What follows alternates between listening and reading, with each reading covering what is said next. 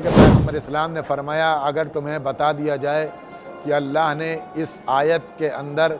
کس قدر خزانے کو مخفی رکھا ہے، اس آیت کے فضیلت کو کبھی بھی فراموش نہ کرو۔ اس آیت میں خداوند عالم نے ایک مطالعہ کیا ہے کہ بے شک اللہ اور اس کے فرشتے پیغمبر اسلام اور پیغمبر اسلام کے پاکیزہ آل پر درود اور سلام بھیجتے ہیں، لہٰذا تمہاری محبت کا تقاضا یہ ہے کہ صاحبان ایمان تم بھی آل محمد علیہ السلام پر درود اور سلام بھیجو۔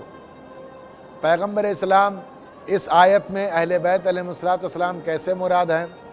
کہا ان اللہ و ملائکۃ یصلون علی النبی، نبی سے مراد پیغمبر اسلام ہے، اور جس طریقے سے پیغمبر پر سلام کیا جائے گا اسی طریقے سے پیغمبر کی آل پر سلام کیا جائے گا۔ اہل بیت علیہ السلام کی محبت کا تقاضا یہ ہے کہ جب بھی انسان